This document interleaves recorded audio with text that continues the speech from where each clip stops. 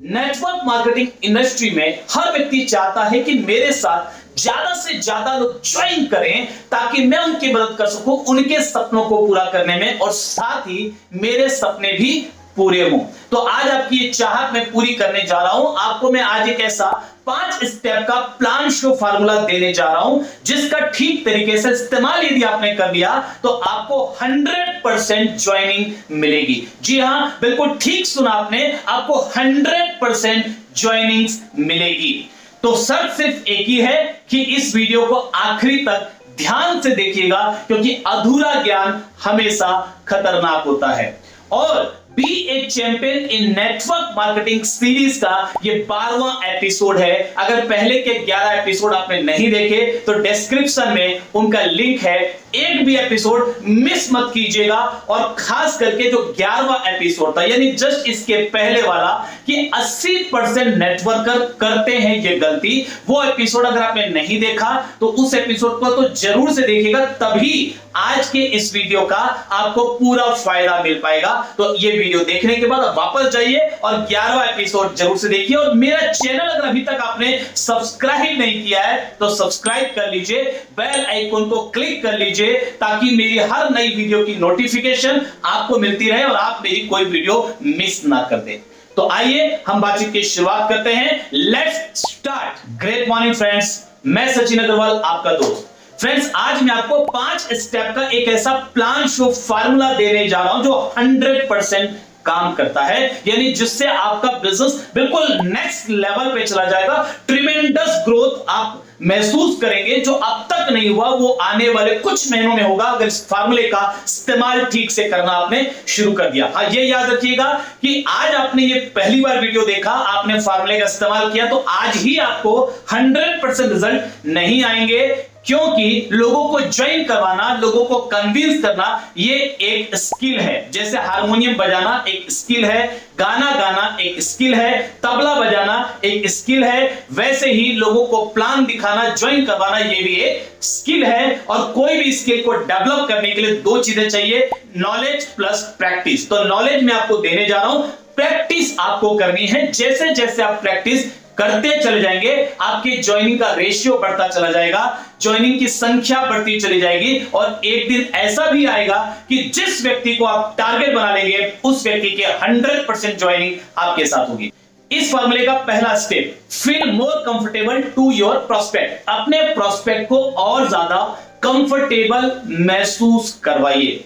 यानी आप किसी व्यक्ति से अपॉइंटमेंट लेकर ही मिलिए और जब आप उसके घर पे जाए 30 से 40 मिनट का आपने समय पहले से उनसे मांगा हुआ है कि मैं आपके साथ एक बिजनेस अपॉर्चुनिटी के बारे में डिस्कस करना चाहता हूं। जब आप उनसे मिलते हैं तो पहले उनका हालचाल पूछिए, घर का माहौल देखिए और फिर आप उनको जब अपने बिजनेस का प्रेजेंटेशन शुरू करने लगे तो उनको ये बोलिए कि सर आज मैं आपको प्लान शो करने के लिए नहीं आया हूं, आज मैं आपको ज्वाइन करवाने के लिए नहीं आया हूं। मैं सबसे पहले आपसे कुछ सवाल पूछूंगा और ये एनालिसिस करने की कोशिश करूंगा कि ये प्लान देखने की आपको जरूरत है या नहीं है। अगर जरूरत होगी तभी मैं आपको अपना प्लान शो करूंगा और यदि जरूरत नहीं होगी तो प्लान भी मैं आपको नहीं दिखाऊंगा, ज्वाइनिंग करवाना तो बहुत दूर की बात है। तो जब आप ये बोलते हैं तो 2 चीजें होती है, 2 फायदे होते हैं इसके। अब तक तो प्रोस्पेक्ट के मन में ये चल रहा था कि ये जरूर मुझे कन्विंस करने का प्रयास करेगा और मुझे कन्विंस नहीं होना है, ये मुझे समझाने का प्रयास करेगा, मुझे नहीं समझना है, ये मुझसे कुछ ना कुछ खरीदवाने का प्रयास करेगा, ये मुझे कुछ ना कुछ बेचने का प्रयास करेगा, ये मुझे ज्वाइन करवाने का प्रयास करेगा। लेकिन जैसे ही आपने बोला कि मैं तो आपको प्लान भी नहीं दिखाऊंगा, ज्वाइनिंग कराना तो दूर की बात है, तो वो व्यक्ति थोड़ा रिलैक्स फील करता है कि इसका मतलब है कि ये मुझे जबरदस्ती ज्वाइन करवाने नहीं आया है, ये मेरी मदद करना चाहता है। तो पहली चीज ये। और दूसरी चीज, जब आप उनसे कुछ सवाल पूछने लगते हैं अपनी प्रक्रिया के दौरान तो उनको इरिटेशन नहीं होती आपके सवालों से, क्योंकि आपने पहले ही उनसे इजाजत मांग ली है। तो यह पहला स्टेप था कि अपने प्रोस्पेक्ट को थोड़ा कंफर्टेबल फील करवाइए। दूसरा स्टेप, एनालाइज द नीड। ये सबसे इंपॉर्टेंट पॉइंट है, एनालाइज द नीड। आपको उसकी जरूरत पता लगाना है कि अगर उन्हें नेटवर्क मार्केटिंग बिजनेस में आना चाहिए तो क्यों आना चाहिए। ये हमेशा याद रखिए, आप किसी की मदद करने के लिए गए हैं, आप उन्हें ज्वाइन करवाने के लिए नहीं गए हैं, आप अपना बिजनेस बढ़ाने के लिए नहीं गए, आप उनकी मदद करने के लिए गए। तो आपको ढूंढना पड़ेगा कि आखिर ऐसी क्या कमी है इनकी लाइफ में जिस कमी को मैं अपने बिजनेस के माध्यम से पूरा कर सकता हूं। तो उसके लिए आपको कुछ सवाल पूछने होंगे। सवाल पूछने के कई अलग अलग फार्मूला हो सकता है। आज मैं आपको एक फार्मूला देने जा रहा हूं और मैं आगे के वीडियोस में आपको और भी कुछ फार्मूला दूंगा। आप किसी भी एक फार्मूला का इस्तेमाल करके वो रिजल्ट निकाल सकते हैं। तो आज मैं जो आपको फार्मूला दूंगा वो फार्मूला होगा MTSRB। MTSRB, फिर से ध्यान से सुनिए, MTSRB।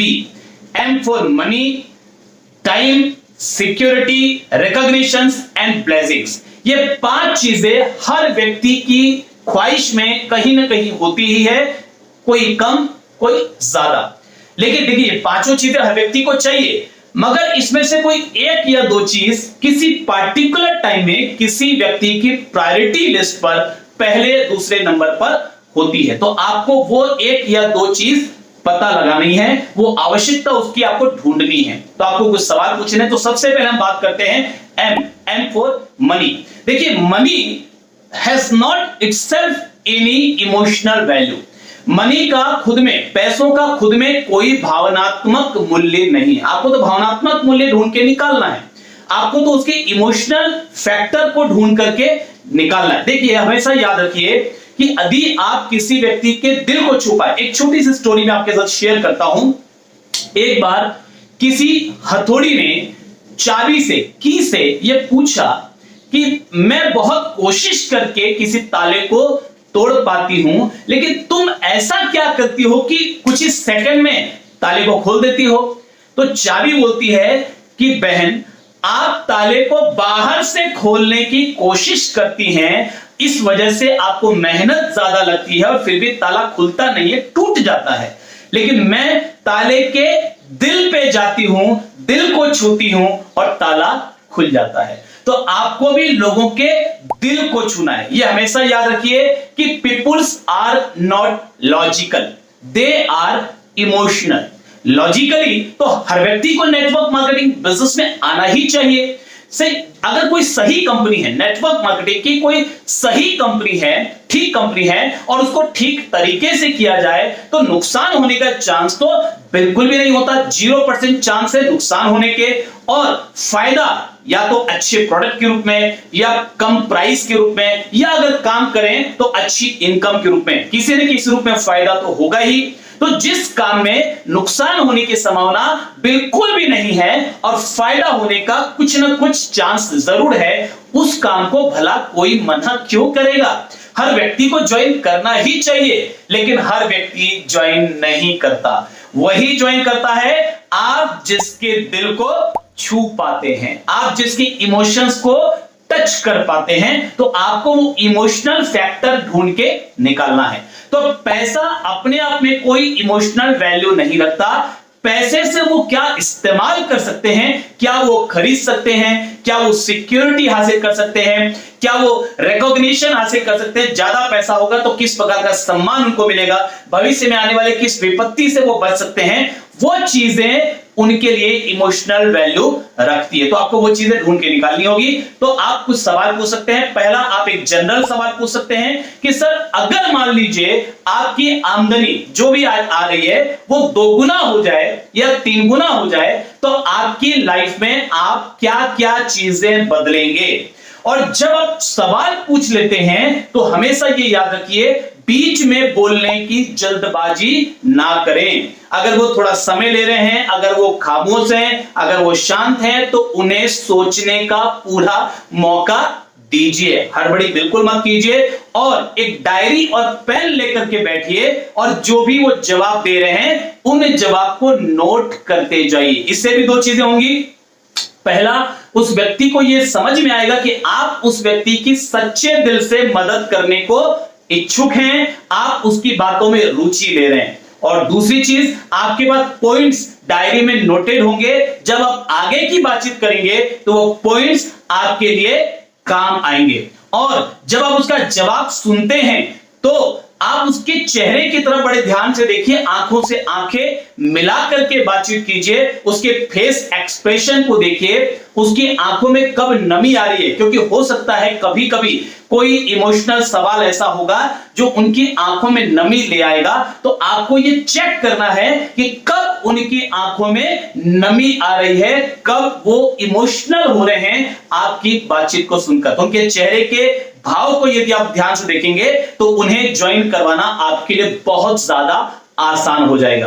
तो आपने सवाल पूछा कि अगर आपकी आमदनी डबल हो जाए या ट्रिपल हो जाए तो आप अपने जीवन में कौन कौन सी चीज बदलेंगे। या इस प्रकार ये सवाल पूछ सकते हैं कि सर, अगर जो बिजनेस में लेकर आया हूं, अगर आपने किया, करेंगे नहीं करेंगे ये हम बाद में बात करेंगे, हो सकता है आप ना करें, लेकिन अगर आपने किया और आपको 10 लाख रुपए साल भर में एक्स्ट्रा आ गए तो उस 10 लाख रुपए से आप क्या क्या खरीदेंगे।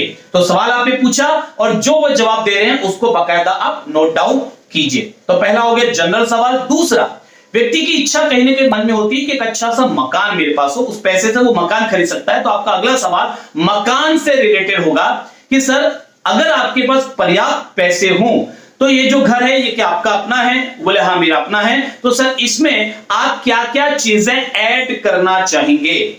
अगर उसके पास खुद का मकान नहीं है तो आप ये पूछ सकते हैं कि सर, अगर आपके पास पर्याप्त पैसे हो तो आप कहां पर अपना मकान बनवाना चाहेंगे और आपके मकान में क्या क्या चीजें होंगी, वो आप पूरा बाकायदा डायरी में लिखिए। और अगर उनका खुद का भी मकान है तो भी आप ये पूछ सकते हैं कि क्या आपके पास अगर पर्याप्त पैसे आने लग जाएं तो आप इस मकान को बदलना चाहेंगे, इससे और बेहतर मकान लेना चाहेंगे? यदि हां तो कैसा, उसमें क्या क्या चीजें होंगी? तो मकान से संबंधित आप सवाल पूछिए। आप यूं भी पूछ सकते हैं कि क्या सर, कभी आपको ऐसा लगा कि आपके पास भी खुद का एक मकान होना चाहिए? क्या सर, आपको क्या लगता है कि व्यक्ति के पास खुद का मकान होने के क्या क्या फायदे होते हैं? आपको क्या लगता है? तो इस तरीके के कुछ सवाल जिससे आपको ये मालूम पड़े कि मकान को लेकर के वो व्यक्ति इमोशनल है या नहीं है।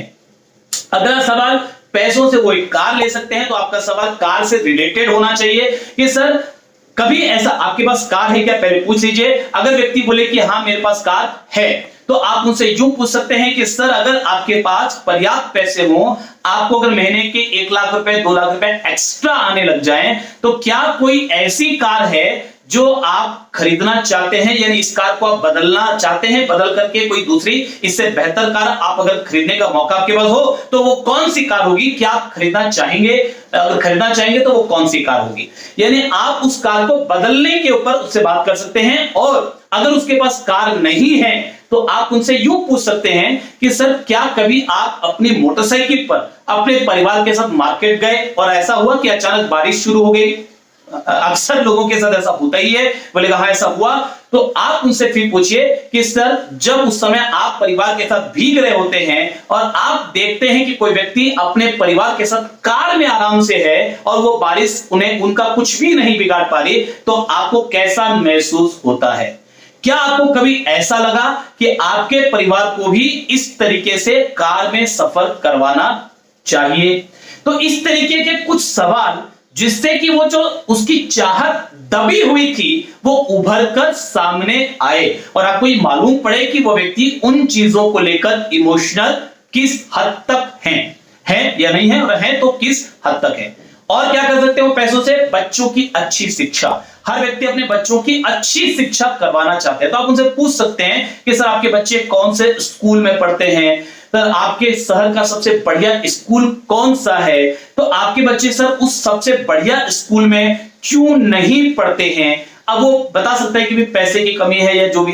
तो आप उनसे पूछ सकते हैं कि सर, क्या आपको लगता है कि किसी अच्छे स्कूल में यदि हम बच्चों को पढ़ाते हैं तो उनके पर्सनालिटी में क्या चेंज आता है? तो आप उनको उनके सवालों की, उनकी चाहत की गहराई में लेकर जाइए।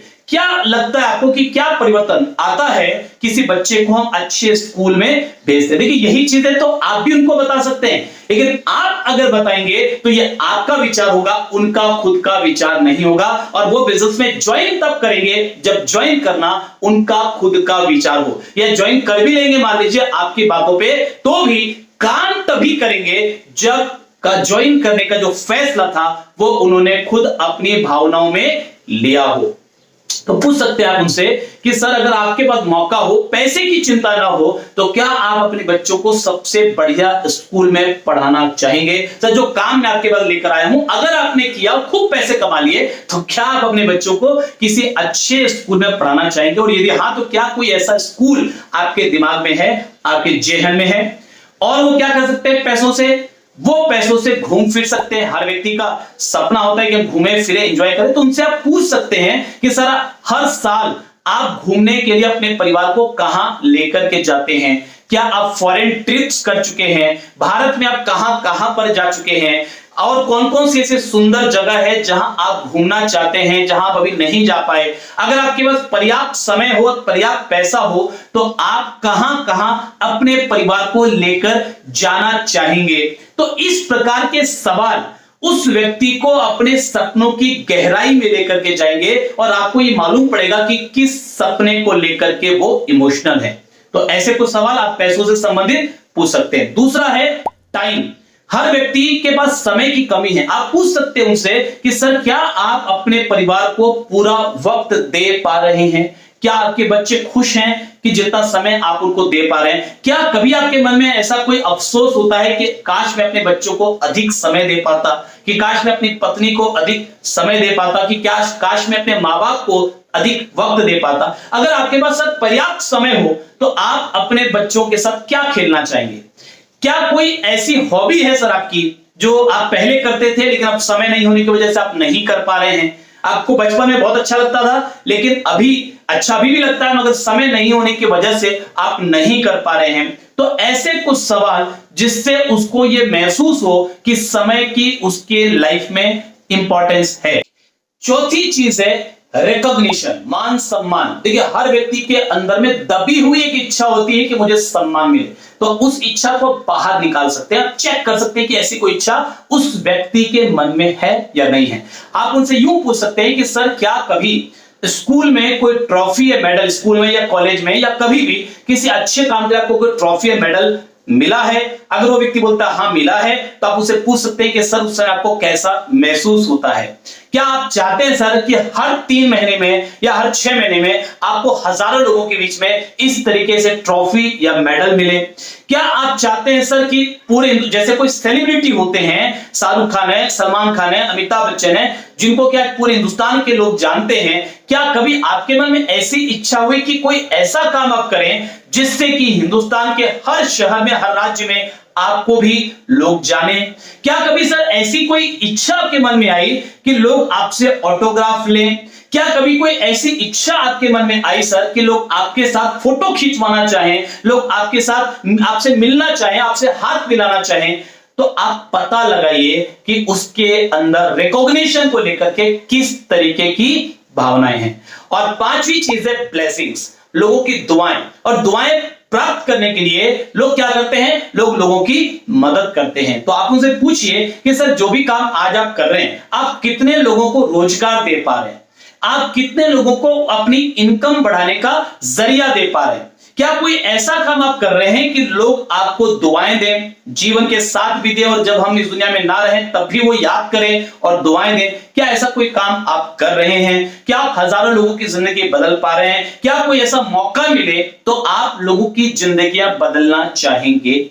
हाँ, तो क्यों बदलना चाहते हैं आप लोगों की जिंदगी? आप क्यों मदद करना चाहते हैं लोगों की? क्या कोई ऐसा मौका मिले कि आप गरीब लोगों को अमीर बनने का रास्ता दे सकें? वो लोग जिनके पास अपने घर को चलाने के लिए भी ठीक से पैसा नहीं है, उनको आप पैसा कमाना सिखा सकें और वो अपनी जिंदगी को बेहतर बना सकें? तो क्या ऐसा कोई काम आप करना चाहेंगे? यदि हां, तो क्यों करना चाहेंगे? तो जो भी वो जवाब देता है उसको ध्यान से आप सुनिए। देखिए वैसे तो किसी प्लान शो का टाइम माना जाता है कि व्यक्ति साहब 30 से 40 मिनट का समय कम से कम लीजिए, जिसमें से 10 से 15 मिनट का आपका प्लान शो होगा, यानी आप बोलेंगे और बाकी पूरे समय में आप उनसे सवाल पूछेंगे, वो जवाब आपको देंगे। लेकिन कभी अगर व्यक्ति भावनाओं में बह जाए और व्यक्ति आपको अपने दिल की, अपने जीवन की बात खोलकर बताने लगे, तो फिर समय की कोई लिमिट नहीं है। आप 1 घंटे भी उनको समय दे सकते हैं, आप 1.5 घंटे भी उनको समय दे सकते हैं, क्योंकि आप उनको सुन रहे हैं। और जितना ज्यादा वो बोलेंगे, हाँ, अगर आपका कोई अपॉइंटमेंट है, कोई दूसरा अपॉइंटमेंट है या कोई जरूरी काम है, तो फिर आप उनको ये बोल सकते हैं कि सर आपसे बात करके बहुत मजा आया और मैं चाहूंगा हम इस बात को कंटिन्यू करें। अभी मेरा एक अपॉइंटमेंट और है, लेकिन अगर यदि आप कंफर्टेबल हो तो शाम को 8 बजे हम दोबारा मिलते हैं। 8 बजे ठीक रहेगा या 9 बजे ठीक रहेगा? यानी आप उसे दूसरा अपॉइंटमेंट सेट कर ले उसी समय, उसी टाइम पे। और यदि आपके पास कोई अगला अपॉइंटमेंट नहीं है और वो बोलना चाह रहे हैं, तो उनको सुनिए। जब वो बातें करेंगे, जब वो अपने दिल की बातें खोलकर आपको बताएंगे, तो बातें करते करते, बोलते बोलते वो कोई ऐसा कमजोर पॉइंट जरूर आपको देंगे, कोई क्लू आपको जरूर देंगे कि जिसको लेकर वो इमोशनल है, और जिस कमजोर पॉइंट को यदि आपने ध्यान में रखा तो आप उनकी शर्त या ज्वाइनिंग करवा सकते हैं। जितने ज्यादा वो बोलेंगे, याद रखिए, उतना ज्यादा आप मजबूत स्थिति में होंगे, आपके पास वो क्लू होंगे कि आप उनको कैसे ज्वाइन करवा सकते हैं। तो ये 5 चीजें मैंने आपको बताई कि जिनसे आपको ढूंढ के निकालना है, इनमें से कौन सी एक चीज या 2 चीज उनके मन में ज्यादा गहराई तक है, जिसको लेकर वो ज्यादा इमोशनल है, यानी कौन सी ऐसी चीज है जो उनकी प्रायोरिटी में है। हाँ, जरूरी नहीं है कि आप ये 5 चीजों को ढूंढ करके निकाले, 5 चीजों के संबंध में आप सवाल पूछे, ये जरूरी नहीं है। अगर कहीं पर भी पहले या दूसरे में ही आपको मालूम पड़ गया ये इस चीज को लेकर बहुत ज्यादा इमोशनल है, तो फिर आपको अगले स्टेप पर आ जाना है। फिर आपको जरूरी नहीं है कि आप सारे के सारे सवाल पूछकर सब चीजों को ढूंढने की कोशिश करें। जैसे आपको हॉट बटन मिला, आपको मालूम पड़ गया कि इस चीज को लेकर वो इमोशनल है, आपको मालूम पड़ गया कि उनकी आंखों में नमी आ गई, या आपको मालूम पड़ गया कि इस चीज को लेकर कि बहुत ज्यादा एग्रेसिव होकर बात कर रहे हैं, तो आप अगले लेवल पर आ जाइए। और अगला स्टेप क्या है? तीसरा स्टेप है शो टेस्टिमोनियल्स। आपके पास आपको बहुत सारे टेस्टिमोनियल्स इकट्ठे करके रखने हैं, यानी अलग अलग फील्ड के, अलग अलग बैकग्राउंड के जो लोग सफल हुए आपकी इंडस्ट्री में, वो आपके अपलाइन में हो सकते हैं, आपके डाउनलाइन में हो सकते हैं, आपके क्रॉस लाइन में हो सकते हैं। उनकी फोटोज, उनका स्टेटमेंट, उनकी वीडियोस, ये आपको अपने पास कलेक्ट करके रखनी है। जैसे ही उन्होंने ये बताया कि नहीं, मैं अपने बच्चों को अच्छे से अच्छे स्कूल में पढ़ाना चाहता हूं, आपको मालूम पड़ गया ये बच्चों को लेकर बहुत इमोशनल है, तो यदि आपके पास कोई एक ऐसे व्यक्ति की फोटो है या वीडियो है, वीडियो और ज्यादा काम करती है कि जो व्यक्ति ये बोल रहा है उस वीडियो में कि सर मेरे बच्चों को मैं अच्छे से अच्छे स्कूल में पढ़ाना चाहता था और आज इस बिजनेस की वजह से मेरे बच्चे बेहतरीन स्कूल में पढ़ रहे हैं, तो तुरंत तत्काल वो वीडियो उनको दिखाइए।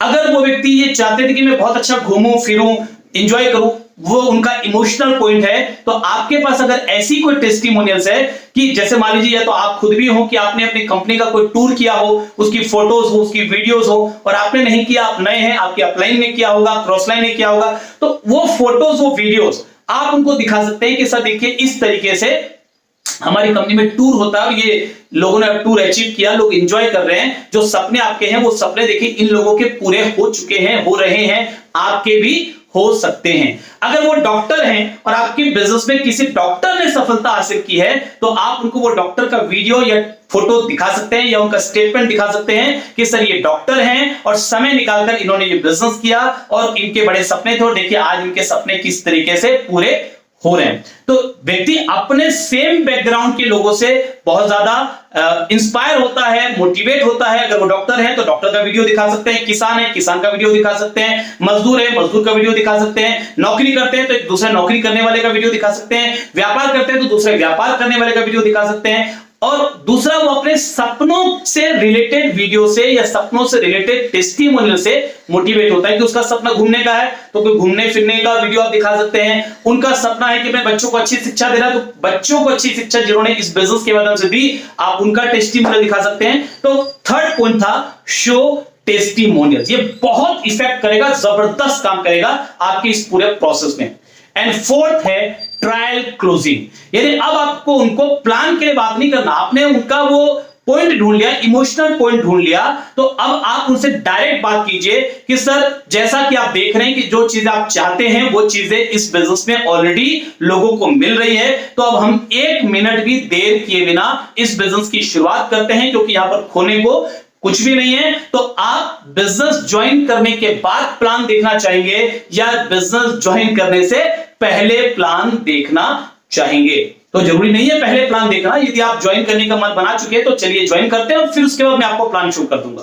तो ये होता है ट्रायल क्लोजिंग, यानी आपने चेक किया कि अब तक की जो आपसे बातचीत हुई है, क्या व्यक्ति इतना पर्याप्त इमोशनल हो चुका है कि वो आपके साथ ज्वाइन कर ले। अगर व्यक्ति बोलता है हाँ मैं पहले ज्वाइन करना चाहता हूं, तो फिर प्लान दिखाने की जरूरत नहीं है। आप उनको ज्वाइन करवाइए और ज्वाइन करवाने के बाद फिर अच्छे से बैठकर प्लान शो कीजिए। और यदि व्यक्ति ये बोलता है कि नहीं मैं पहले प्लान शो देखना चाहता हूं, तो फिर आप जो प्लान दिखाएंगे उस पूरे प्लान में अब तक की जो बातचीत हुई और जो पॉइंट आपने ढूंढ कर निकाला, उनका इमोशनल फैक्टर जो आपने ढूंढ कर निकाला, उस इमोशनल फैक्टर को पूरे प्लान में पिरो दीजिए।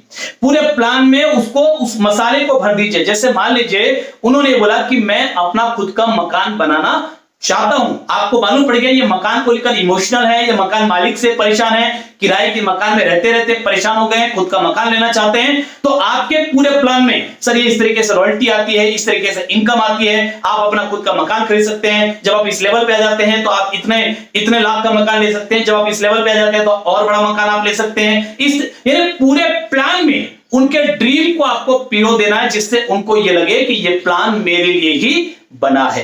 तो ये 5 स्टेप्स मैंने आपको बताए। अगर इन 5 स्टेप्स को यदि आपने पूरे अच्छे तरीके से, पूरे पैशन के साथ, पूरे जुनून के साथ और अच्छे इंटेंशन के साथ, आपका इंटेंशन क्या होना चाहिए कि आप उस व्यक्ति को उसकी मदद कर सके, जो पॉइंट आपने ढूंढा है उनका इमोशनल पॉइंट, आप उसको फुलफिल करने में उनकी मदद कर सकें, उनके सपनों को पूरा करने में उनकी मदद कर सकें। जो सपने वो अब तक पूरे नहीं कर पाए, अब आपकी मदद से, आपके बिजनेस की मदद से वो पूरा कर सके। अगर इस इंटेंशन के साथ, पूरे जोश के साथ आपने ये 5 स्टेप्स फॉलो किया और अगर इसकी प्रैक्टिस आज से करनी शुरू कर दी, धीरे धीरे आपकी ज्वाइनिंग्स बढ़नी शुरू हो जाएगी। और मैं फिर रिपीट करूंगा, एक दिन ऐसा आएगा आप जिस व्यक्ति को देख लेंगे, जिस व्यक्ति को टारगेट बना लेंगे, वो आपका डिस्ट्रीब्यूटर होगा, वो आपका डायरेक्ट सेलर होगा, वो आपके साथ बिजनेस को ज्वाइन करेगा, बिल्ड करेगा और आप एक बहुत बड़े नेटवर्क के मालिक बन सकते हैं।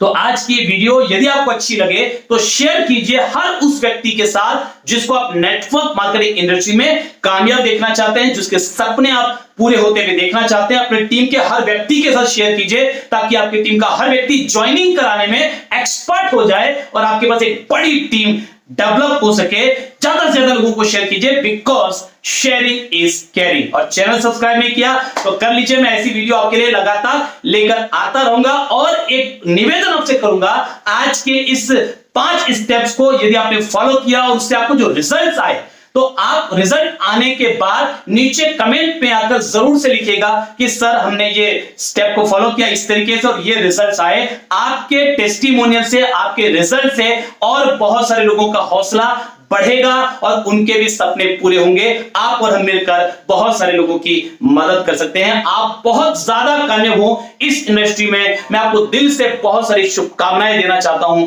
Wish you all the best. इस वीडियो को इतने प्रेम से आपने देखा, हृदय की गहराइयों से आपको बहुत बहुत धन्यवाद। God bless you. नमस्कार।